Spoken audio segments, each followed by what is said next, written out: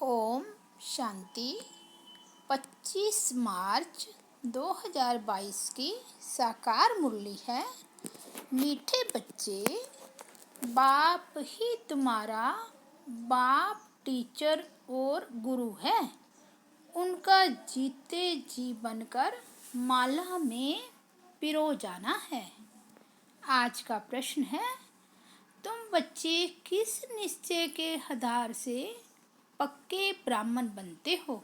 उत्तर है, तुम्हें पहला निश्चय हुआ है कि इन आँखों से देह सहित जो कुछ दिखाई देता है यह सब पुराना है। यह दुनिया बहुत छीछी है। यह हमारे रहने लायक नहीं है। हमको बाप से नई दुनिया का वर्षा मिलता है। इस निश्चय के आधार से तुम जीते जी इस पुरानी दुनिया और पुराने शरीर से मरकर बाप का बनते हो। तुम्हें निश्चय है कि बाप द्वारा ही विश्व की बादशाही मिलती है। गीत बजा है, मरना तेरी गली में। ओम शांति। यह बच्चे गीत गाते हैं। जो पत्थर बुद्धि थे वे अब गीत गाते हैं पारस बुद्धि बनने के लिए। एक गीत भी है कि पत्थरों ने गीत गाया। वे पत्थर तो गीत नहीं गाते, परंतु पत्थर बुद्धि मनुष्य गाते हैं। अब तुमको ईश्वरीय बुद्धि मिली है। ईश्वर ने अपने बच्चों को बुद्धि दी है। जब हम ईश्वर के बने हैं तो देह सहित हम सारी दुनिया को भूल जाते हैं, क्योंकि यह रहने लायक दुनिया नहीं है। बहुत छीछी है। इसमें बहुत खिटपिट है, गोरख धंधे हैं, कोई सुख नहीं है। इसलिए हम आपके गले में पिरो जाते हैं। अपने को आत्मा निश्चय कर हम आपके ही बन जाते हैं। तो पुरानी दुनिया, पुराने शरीर से दिल हट जाती है, क्योंकि जानते हैं आपसे हमको नई दुनिया का वर्षा मिलता है। जब तक यह निश्चय नहीं तो वह ब्राह्मण बन नहीं सके। जीते जी बाप का बनना है। निराकार बाप को ही कहा जाता है बाबा। आप हमारे बाप भी हो, शिक्षक भी हो, सतगुरु भी हो। आप हमें प्रत्यक्ष फल देने वाले भी हो। बाप के रूप में विश्व की बादशाही का वर्षा देने वाले हो। शिक्षक के रूप में सारे ब्रह्मांड और दुनिया के आदि मध्य अंत की नॉलेज देते हो। सतगुरु के रूप में हमें मुक्ति धाम में साथ ले जाएंगे, फिर जीवन मुक्ति में भेज देंगे। कहते भी हैं, हे बाबा, हम आपके साथ ही चलेंगे। आप ही हमारे सच्चे सतगुरु हो। वो गुरु लोग तो साथ नहीं ले जाते। उनको तो मुक्ति, जीवन मुक्ति के रास्ते का ही मालूम नहीं है। वे लोग तो बाप को ही सर्वव्यापी कह देते हैं। तो वर्षा कौन देंगे? किसको कहेंगे ओ गॉड फादर? अभी तुम बच्चे जानते हो हम निराकार शिव बाबा के बने हैं। अब हमारा देह भान टूट गया है। हम आपके डायरेक्शन पर चलते हैं। आप कहते हो देह के संबंध से बुद्धि हटाए, अपने को आत्मा निश्चय कर मेरे को याद करो। जब आत्मा शरीर से निकल जाती है तो आप मुए, मर गई दुनिया, फिर कोई संबंध नहीं रहता। जब तक माँ के गर्भ में प्रवेश ना करे तब तक तुम्हारे लिए कोई दुनिया ही नहीं है।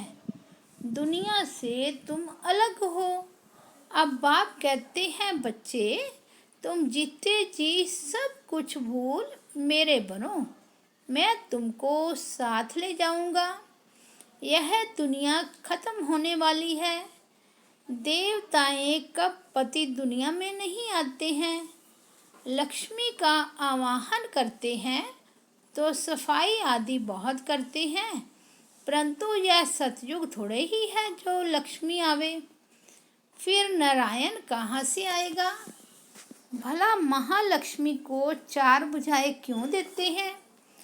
कोई यह थोड़े ही समझते हैं कि यह दोनों ही है। ऐसा तो कोई चित्र नहीं बन सकता जिसको चार भुजा हो। फिर दो मुख देना चाहिए। चार टांगे तो कभी भी दिखाएंगे, कभी नहीं दिखाएंगे, क्योंकि ऐसा तो मनुष्य कब हो ना सके। यह सब समझाने के लिए है कि यह युगल लक्ष्मी नारायण है। अलग होंगे तो दो भुजा दो टांगे भी होगी। बाप कहते हैं पहले पहले यह निश्चय कराओ कि हमारा बाप, टीचर, तीनों गुरु तीनों ही है। वह हम सबको साथ ले जाएगा। उनका कोई चेता चाटी नहीं है, उनका कोई चेला चाटी नहीं है। जो पिछाड़ी में ज्ञान देगा वह साथ ले जाएगा। बाप समझाते हैं अब वापस जाना है क्योंकि नाटक पूरा होता है। बाप कहते हैं सबका सदगति दाता पतित पावन मैं हूँ, कालों का काल हूँ।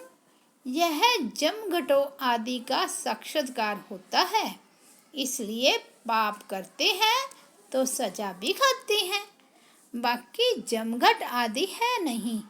आत्मा एक शरीर छोड़ दूसरा लेती है। गर्भ में सजा मिलती है तो त्राही त्राही करते हैं। अब पहले पहले बच्चों को यही निश्चय करना है कि यही हमारा बाप, टीचर, सतगुरु है और एक को ही याद करना है। रचता भी एक होता है, 10 या 100 रचता नहीं है, ना ही 10 दुनियाएं हैं। बच्चे कहते हैं बाबा हम आपके गले का हार बने, फिर हमारी रुद्रमाला बनेगी। इस समय तुम ब्राह्मण पुरुषार्थी हो, तुम्हारी माला नहीं बन सकती क्योंकि तुम गिरते और चढ़ते हो। तुम जानते हो हम बाबा की माला बनकर विष्णु की माला बन जाएंगे।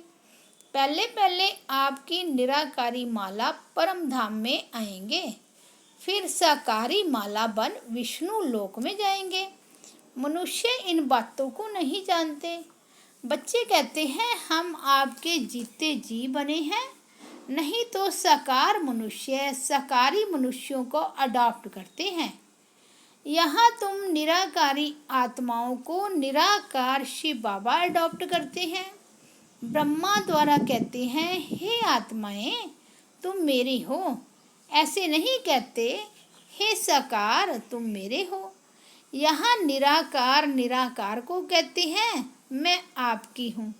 बाकी जो अडॉप्ट करते वह शरीर को देखते हैं, अपने को भी आत्मा नहीं समझते।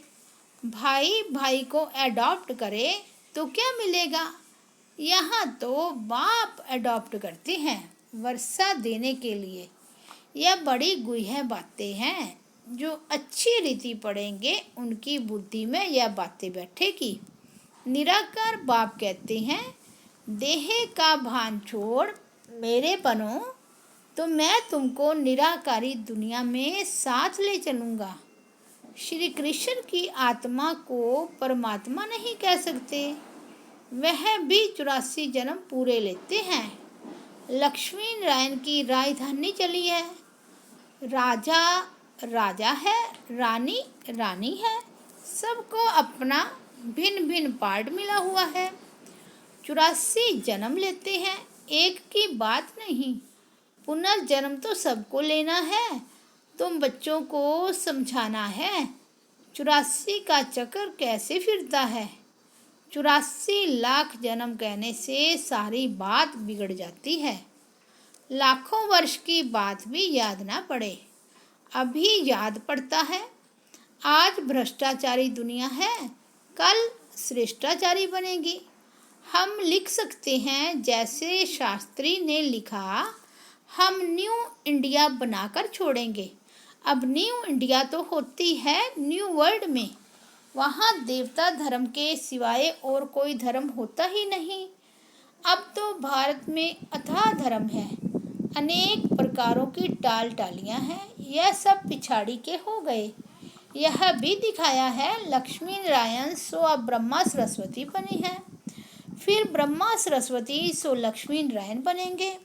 इसलिए दिखाते हैं विष्णु से ब्रह्मा निकला, ब्रह्मा से फिर विष्णु निकला।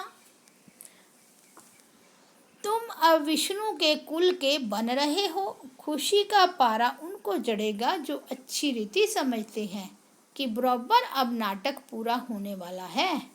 नाटक कहने से आधि मध्य अंत सब याद आ जाता है। तुम्हारे पास जो समझू सियाने होंगे उनको बेहद के ड्रामा की याद रहेगी। पहले सूर्यवंशी चंद्रवंशी राज्य हुआ, फिर बाहर वाले आए, वैश्यवंशी शूद्रवंशी बने। हम आत्माओं ने ऐसे 84 जन्म लिए, यह भी बहुतों को याद नहीं पड़ता। ड्रामा के आदि मध्य अंत का ज्ञान होना चाहिए। यह 5000 वर्ष का नाटक, यह बुद्धि में रहना चाहिए। आत्मा कितनी छोटी है, 84 जन्मों का पाठ बजाती है।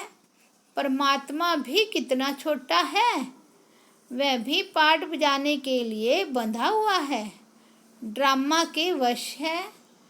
संगम होगा तो उनके पाठ बजाने का टाइम इमर्ज होगा।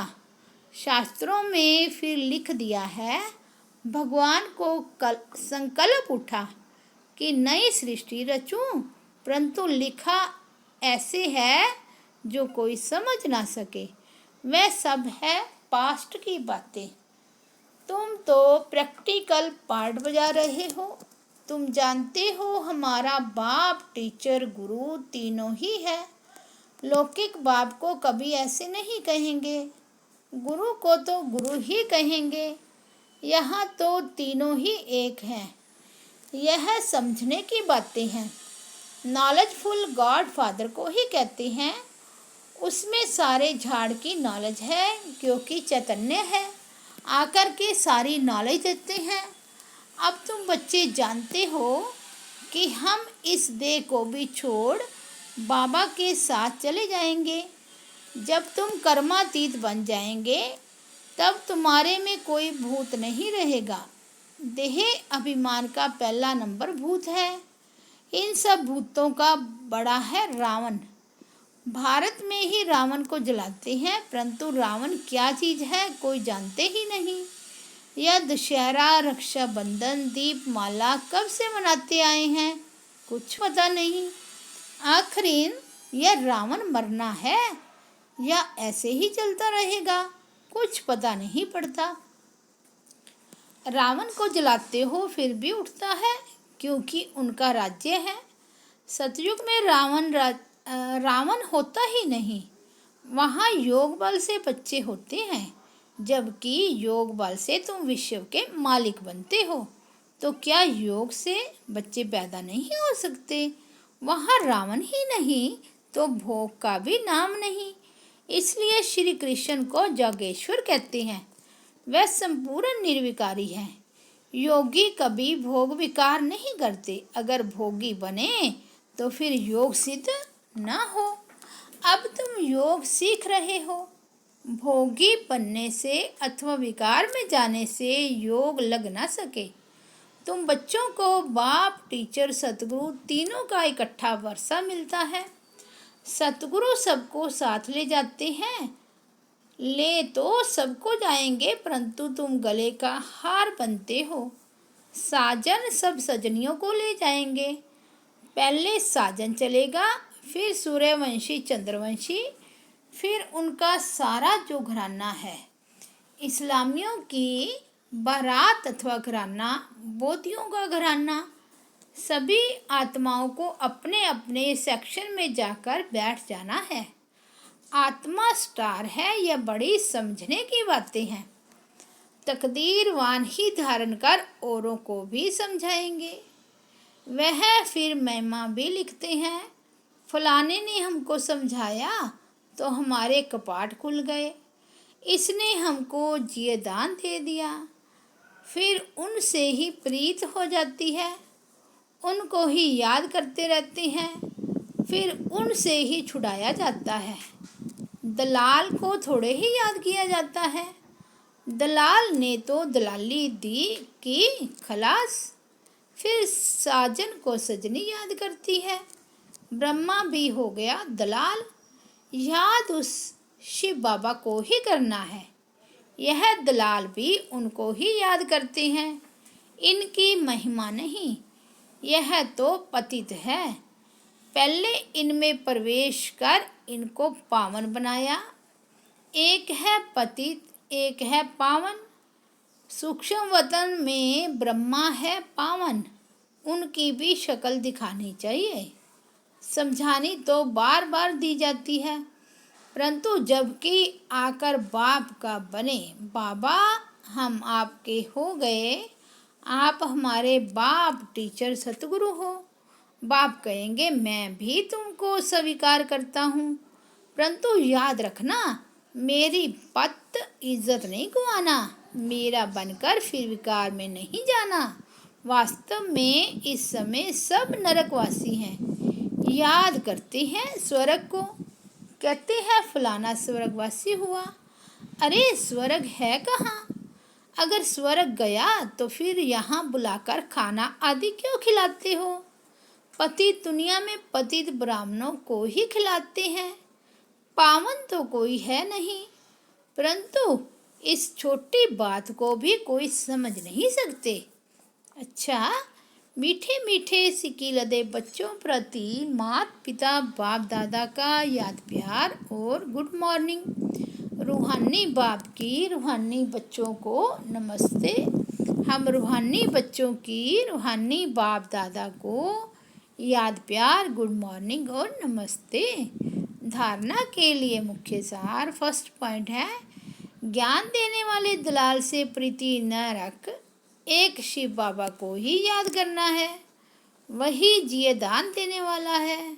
दूसरी पॉइंट है, इस बेहद नाटक को बुद्धि में रख अपार खुशी में रहना है। देह का भान छोड़ अशरीरी बनने का अभ्यास करना है। आज का वरदान है, अपने भरपूर स्टॉक द्वारा खुशियों का खजाना बांटने वाले हीरो हीरोइन पाठधारी भव। संगम युगी ब्राह्मण आत्माओं का कर्तव्य है सदा खुश रहना और खुशी बांटना, लेकिन इसके लिए खजाना भरपूर चाहिए।